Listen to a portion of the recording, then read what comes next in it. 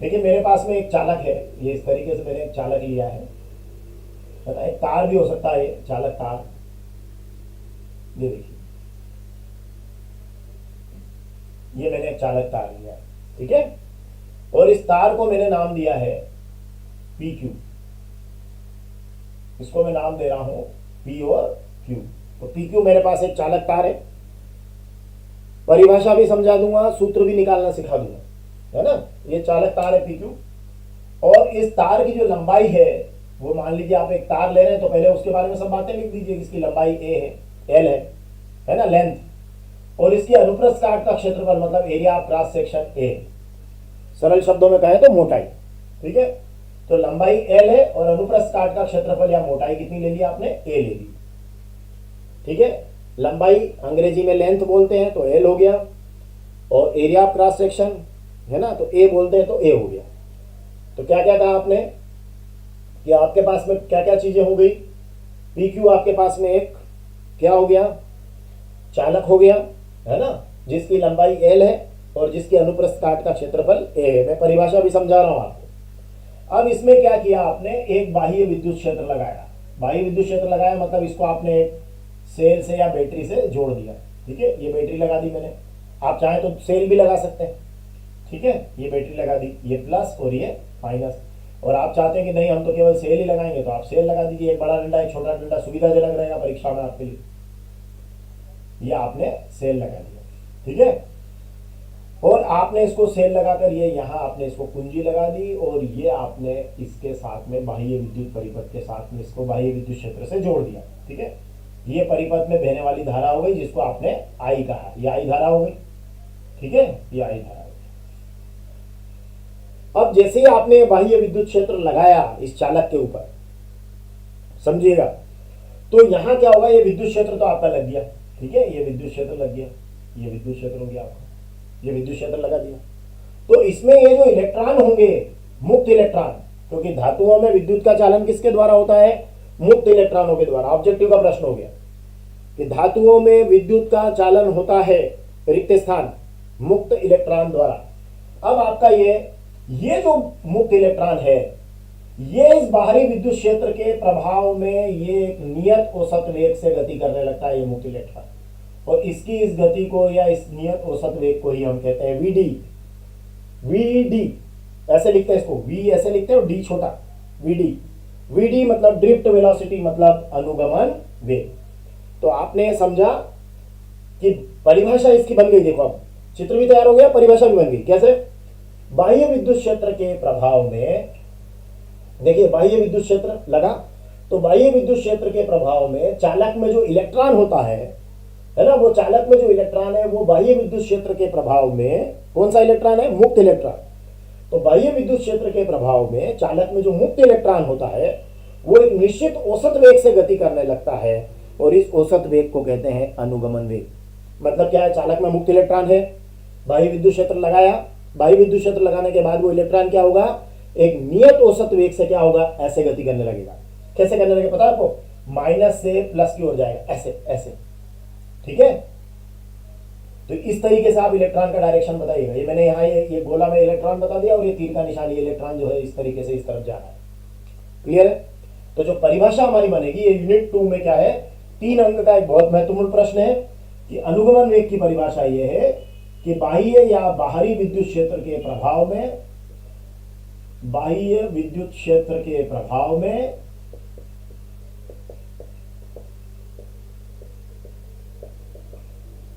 चालक में या धातु में मुक्त इलेक्ट्रॉन एक नियत औसत वेग से गति करने लगता है या औसत वेग से गति करता है।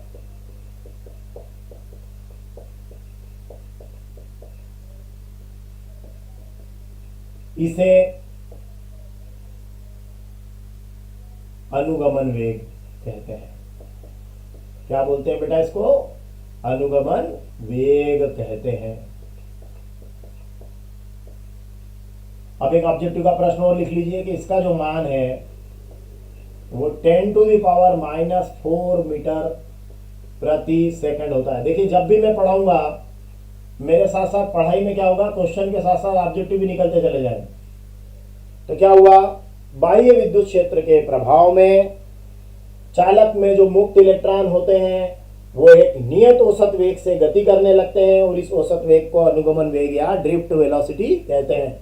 और इसका मान कितना होता है, 10⁻⁻⁴ मीटर प्रति सेकंड होता है। तो एक तो यह है कि चालक में विद्युत का प्रवाह किसके द्वारा होता है, तो एक ऑब्जेक्टिव तो ये यहाँ पढ़ा देखिए परिभाषा में कि चालक में मुक्त इलेक्ट्रॉन विद्युत का प्रवाह। एक दूसरा ये अनुगमन वेग का मान, तीसरा अनुगमन वेग क्या है। ये तीन प्रश्न एक एक नंबर के यहां पढ़े कि बाह्य विद्युत क्षेत्र के प्रभाव में चालक में जो इलेक्ट्रॉन होते हैं वो एक नियत औसत वेग से गति करते हैं मुक्त इलेक्ट्रॉन, और इस औसत वेग को हम कहते हैं अनुगमन वेग, और इसका मान होता है 10⁻⁻⁴ मीटर प्रति सेकंड। अब आप कहेंगे कि अनुगमन वेग का धारा के साथ क्या संबंध है, रिलेशन क्या है, मतलब अनुगमन वेग और धारा का क्या संबंध है। तो देखिए इस संबंध को हमें निकालना है, ठीक है। तो चलिए ये संबंध हम निकालने का प्रयास करेंगे। अब इस संबंध को अगर आपको निकालना है, देखिए मैंने कहा कि यूनिट 2 में 3 अंक का बहुत महत्वपूर्ण प्रश्न है, ठीक है। अब हम देखने जा रहे हैं कि ये इसका क्या संबंध है ना, किसके साथ, अनुगमन वेग और धारा का आपसी संबंध क्या है। तो देखिए यहां से आपको इसको समझना पड़ेगा। मैं इसको एक लाइन खींच देता हूं यहां पे। आप जो जानते हैं वहां से हम शुरुआत करेंगे। अनुगमन वेग का धारा के साथ संबंध निकालना है। जब भी आपको कोई रिलेशन निकालना होता है रटिएगा मत, पहले समझिए कि क्या करना क्या है। नहीं तो अगर आप रटने गए तो फिर तो क्या होगा, आपका जो क्रम है वो टूट जाएगा, और जब आपका क्रम टूट जाएगा तो फिर क्या होगा, आप उसको नहीं लिख पाएंगे एग्जाम में। तो देखिए एक तो आपके पास अनुगमन वेग हो गया है ना, इसका मान इतना होता है, और इसे किससे व्यक्त करते हैं, इसको लिख दीजिएगा, इसे Vd से व्यक्त करते हैं। मतलब क्या हुआ कि V बड़ा है और D छोटा, नीचे की तरफ लिखना है आपको। तो ड्रिफ्ट वेलोसिटी अंग्रेजी में बोलते हैं। तो ये हो गया अनुगमन वेग। चलिए अब धारा के साथ इसका क्या संबंध है, मतलब करंट के साथ, विद्युत धारा के साथ इसका क्या संबंध है, किसका, अनुगमन वेग का। तो बिल्कुल आप निश्चिंत रहे, बहुत अच्छे समझ में आएगा। देखिए पहले मैं पूरा समझा देता हूं इसको, फिर एग्जाम में कैसे लिखना है ये बताऊंगा। सबसे पहले क्या है, धारा के साथ जब इसका आप रिलेशन निकालते हैं तो देखिए क्या होता है, हम जानते हैं कि धारा जो है वो होती है आवेश बटे समय। क्या होती है धारा, बराबर आवेश बटे समय, ठीक है। धारा बराबर होता है आवेश बटे समय। तो ऐसे में आपको अगर धारा निकालना है तो सबसे पहले आपको क्या निकालना पड़ेगा, आवेश निकालना पड़ेगा। जब आवेश निकल जाएगा तो फिर आप धारा निकाल पाएंगे, ठीक है। अब आवेश निकालना है तो समस्या आवेश की होगी, और आवेश को हम व्यक्त करते हैं काई से, Q से, है ना। और ये होता है Q बराबर N। बड़ा N जानबूझ के ले रहा हूं मैं क्योंकि छोटा N दूसरे काम में उपयोग में आएगा, इसलिए आवेश के क्वांटीकरण से अपन जानते हैं Q बराबर होता है N। मतलब क्या है कि किसी चालक में अगर एक इलेक्ट्रॉन है मान लीजिए, है ना, एक थोड़ा एग्जाम्पल के तौर पर बता रहा हूं, तो उसमें आवेश होगा एक ही। अगर उसमें 2 इलेक्ट्रॉन है तो 2 ही, 3 इलेक्ट्रॉन है तो 3 ही, 4 इलेक्ट्रॉन है तो 4 ही, ये आवेश का मान है। अगर n इलेक्ट्रॉन हुए तो n ही हो जाएंगे। तो ये आवेश का मान है Q बराबर n। तो मतलब आपको यहां से स्पष्ट है कि आपको चालक में टोटल इलेक्ट्रॉन निकालना है सबसे पहले। तो अगर आपने चालक में टोटल इलेक्ट्रॉन निकाल लिए तो आप आवेश निकाल लेंगे, और अगर आपने आवेश निकाल लिया तो आप धारा निकाल लेंगे। क्लियर हो गया। देखिए फिर से समझ लीजिए मैंने क्या बताया आपको, क्या इसका पूरा इसकी जो पूरी टेक्निक है वो क्या है। मतलब आपको ये जो उत्तर लाना है तो वहां आप दिमाग में रखिएगा कि वो अनुगमन वेग का धारा के साथ संबंध लाना है। मतलब आपको धारा चाहिए, धारा बराबर आवेश बटे समय, यही सूत्र होता है। मतलब धारा कौन है, I, आवेश Q, समय T। अब क्या क्या चाहिए आपको, I चाहिए, Q चाहिए, T चाहिए, ठीक है। अब देखो एक एक करके देखते हैं।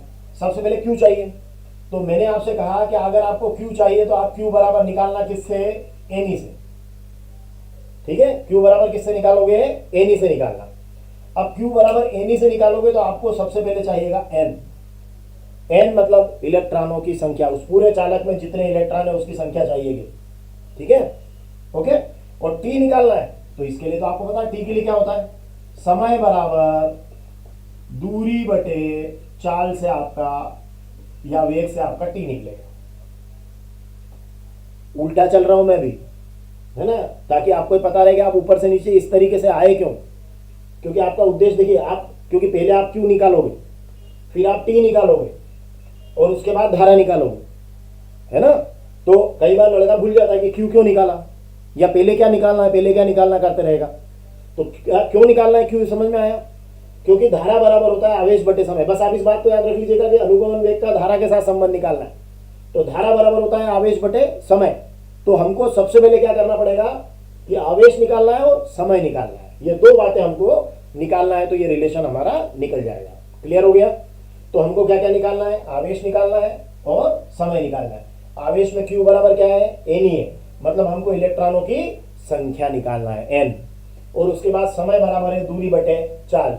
इस सूत्र का उपयोग करना है और समय निकालना है, तो ये आपका धारा निकल जाएगी। बहुत कठिन नहीं है बेटा, जो मैंने सिखाया है बस उससे आगे बढ़ेंगे। देखिए, तो सबसे पहले अब मेरे पास क्या काम बचा, मेरे पास ये काम बचा कि मैं सबसे पहले क्या निकालूंगा, मुझे चाहिए कि आप, ये मैं लिख सकता हूं यहां पे कि PQ मेरे पास में क्या है, एक चालक है ना, ये चालक हो गया, PQ एक चालक है। और इस चालक के बारे में और भी मैं कुछ लिख सकता हूं, L उसकी क्या है, लंबाई है ना, एग्जाम में लिखना चाहिए। ए क्या है, अनुप्रस्थ काट का क्षेत्रफल। ये फेयर आंसर लिखवा रहा हूं मैं, मतलब समझा भी रहा हूं और उत्तर भी बन रहा है आपका, अनुप्रस्थ काट का क्षेत्रफल। अब देखिए बेटा, यहां से मैंने आपको सबसे पहले बताया कि इसमें आपको क्या निकालना है। तो यहां इसकी लंबाई L है और अनुप्रस्थ काट का क्षेत्रफल A है, तो इस तार का जो आयतन है वो कितना है, क्या होता है बेटा तार का आयतन, या किसी का भी आयतन क्या होता है। देखिए, लंबाई गुणित क्षेत्रफल कर देंगे तो आयतन हो जाएगा, क्योंकि आयतन होता है लंबाई गुणित चौड़ाई गुणित ऊंचाई। तो चौड़ाई गुणित ऊंचाई आपका क्षेत्रफल बन जाएगा और लंबाई आपके पास है। तो लंबाई में अगर इस क्षेत्रफल का गुणा कर दें, ये देखिए AL, ये देखिए दोनों का गुणा कर दिया, क्षेत्रफल गुणित लंबाई, ये हो गया आपका तार का आयतन। ठीक है, ये क्या हो गया, तार का आयतन हो गया। अब तार के एकांक आयतन में मान लीजिए आप इलेक्ट्रॉनों की संख्या को, एकांक आयतन में इलेक्ट्रॉन आप मान लीजिए स्मॉल n, छोटा n, एक आयतन में छोटा n इलेक्ट्रॉन है आपके तार में, एकांक आयतन में स्मॉल n इलेक्ट्रॉन है। तो पूरा आयतन कितना है, L, तो इसमें इलेक्ट्रॉन निकाल लीजिए। पूरा आयतन में मतलब तार में, तो तार में इलेक्ट्रॉन हो गए कैपिटल N बराबर, इन दोनों का आपस में गुणा कर दीजिए, NaL। समझ में आया। देखिए फिर समझा देता हूं। तार का आयतन है Al, पूरा आयतन तार का हो गया Al। अब उसके एकांक आयतन में N इलेक्ट्रॉन है ना, तो पूरे आयतन में कितने होंगे, Na। देखो फिर समझो, देखिए ये तार है, ये तार है, इस तार के यहां एकांक आयतन में मान लीजिए ये स्मॉल n इलेक्ट्रॉन है, एकांक आयतन में स्मॉल n इलेक्ट्रॉन है। ठीक है, अब पूरे आयतन में निकालना है, तो इसका क्षेत्रफल कितना है A, लंबाई कितनी है L। तो एक आयतन में स्मॉल n इलेक्ट्रॉन है, तो पूरे आयतन में कितना होगा, इन दोनों का इसमें गुणा हो जाएगा। और पूरे आयतन में इलेक्ट्रॉनों का आपने कैपिटल N लिख लिया जानबूझकर। कैपिटल N क्यों लिखा, ताकि आप इससे आवेश निकाल पाएंगे Q बराबर Ne से। बस मैंने आपको अभी सिखाया भी था कि धारा बराबर होता है आवेश बटे समय, तो आवेश और समय दो चीज निकालना है, इसीलिए आपने सबसे पहले क्या किया कि N निकाला।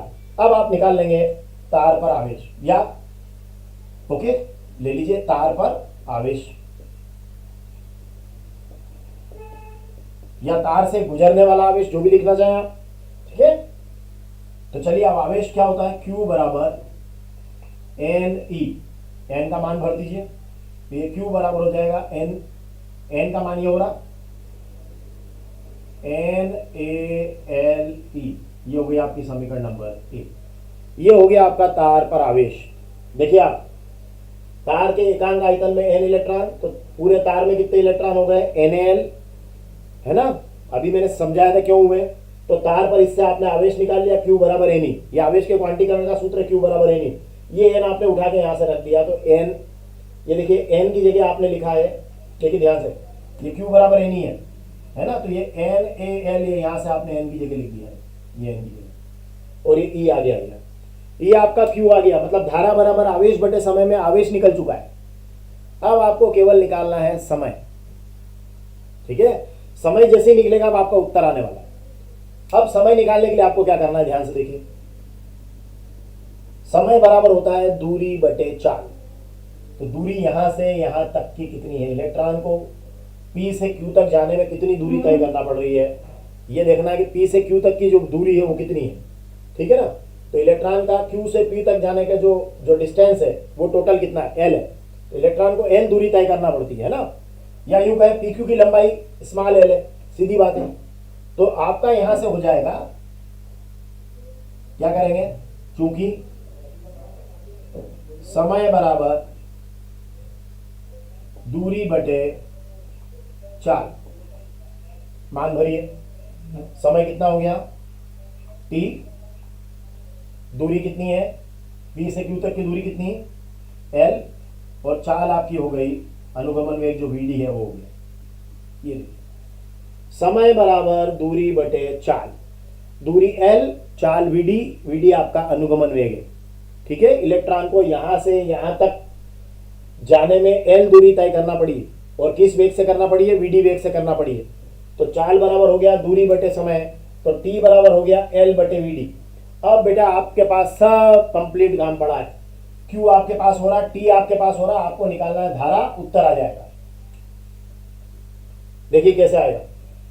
धारा बराबर होता है आवेश बटे समय, या आवेश पड़ा या समय पड़ा, तो क्या लिखेंगे, धारा बराबर, धारा I बराबर आवेश Q बटे समय T, I बराबर Q बटे T। अब समीकरण नंबर 1 और 2 से मान भर दो, भरिए मान।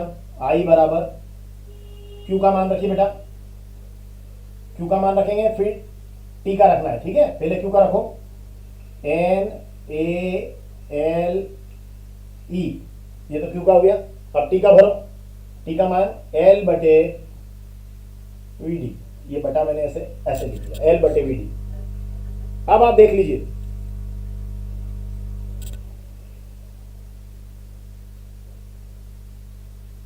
तो नीचे करना है, नीचे कर दो, हल्का सा नीचे कर दो बेटा, नीचे कर दिया।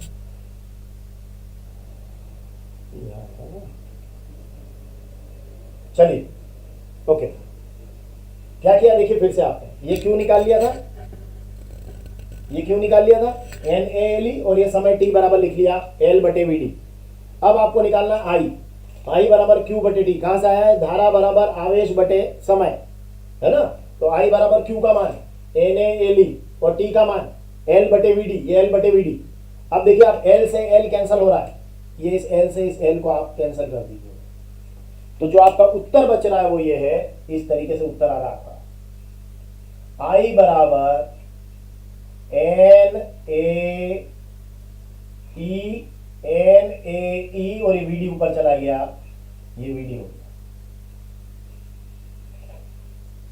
ये आपका, ये I धारा है और Vd आपका अनुगमन वेग है।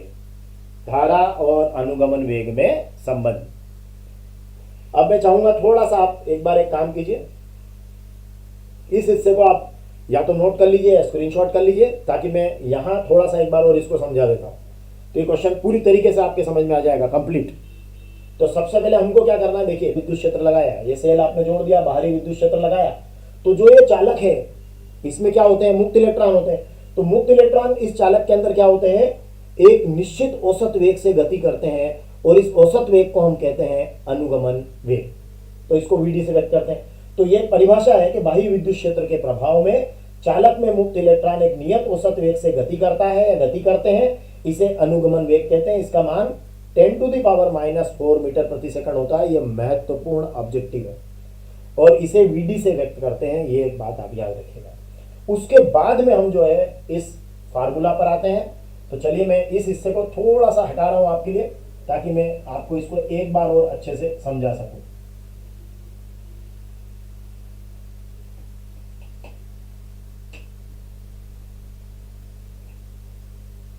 देखिए,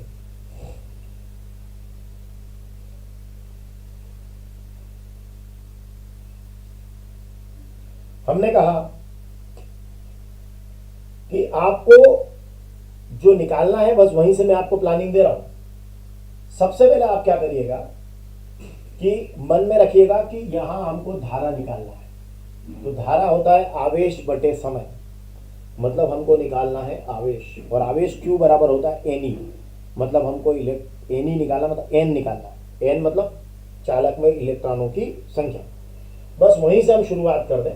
मतलब ये चालक के बारे में कुछ बेसिक बातें आप बता दो कि जैसे आपका पी क्यू जो है ये क्या है, अभी मैंने यहाँ लिखा पी क्यू आपका चालक है, ये लिख दीजिए। उसके बाद उसमें लिख दीजिए उस चालक की लंबाई कितनी है, एल है।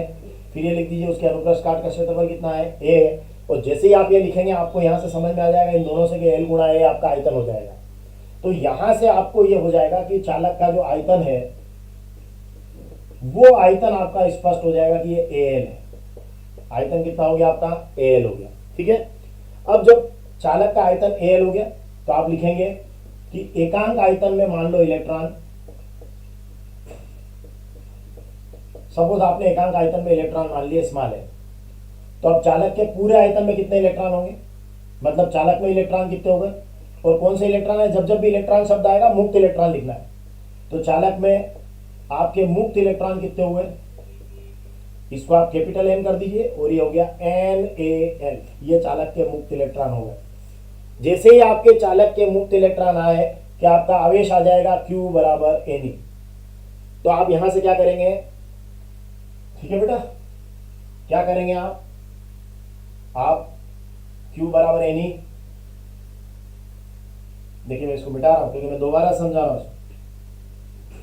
देखिए अब Q बराबर एन, तो n का मान भर दो, ये आपका Q आ जाएगा। n का मान हो गया एन ए एल और ये हो गया E, ये आपका Q आ गया। अब आपको पता है कि धारा बराबर होता है आवेश बटे समय, लेकिन यहां समय अभी तक आपके पास नहीं है, आवेश आपके पास आ चुका है। तो समय के लिए क्या करेंगे कि समय बराबर हो गया दूरी बटे 4। समय को क्या लिखा आपने, t, दूरी p से q तक की दूरी कितनी है, l, और चाल कितनी हो गई, vd। ये हो गई आपकी इक्वेशन नंबर 2। ये देखिए अब आपके पास समय भी आ गया, समय बराबर दूरी बटे चाल से। तो पहले q निकालना है फिर t निकालना है, याद रखिएगा, तब I निकलेगा। I बराबर q बटे t, धारा बराबर धारा I बराबर आवेश q बटे समय t, यही होता ना बेटा। अब भर दीजिए मान, I बराबर q का मान यहां पड़ा है एन ए एल ई, और t का मान ये निकाला हुआ आपने l बटे वी डी, ये वी डी बटा में बेटा। अब क्या हुआ देखिए, l से l कैंसल, ये l से l कैंसल, और ये वी डी आपका ऊपर चला जाएगा। तो I का मान क्या आ जाएगा बोलो, I बराबर आ जाएगा N A E V D. ये आपका I क्या है, धारा है, और वीडी क्या है, अनुगमन वेग है। तो ये आपका धारा और अनुगमन वेग में संबंध आ गया बेटा। धारा, ये धारा करंट, और ये ड्रिफ्ट वेलोसिटी अनुगमन वेग में रिलेशन I बराबर N A E V D. अगर ये संबंध धारा घनत्व के साथ पूछ ले तो कुछ नहीं करना, इस I को इस A के I के बटा में इस A को डाल दीजिएगा तो धारा घनत्व के साथ हो जाएगा। कैसे देखिए आप,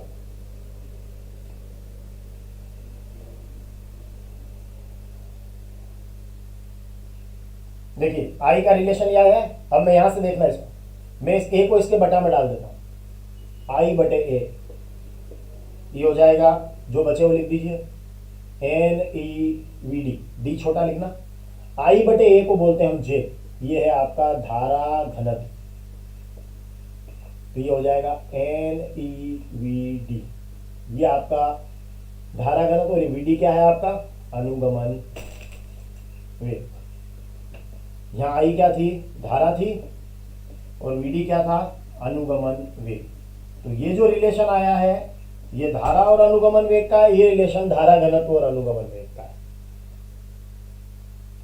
मतलब कुछ नहीं करना, इसको ए को इसके बटा में डाल दीजिएगा तो ये धारा घनत्व निकल जाएगा, जे कर दीजिएगा।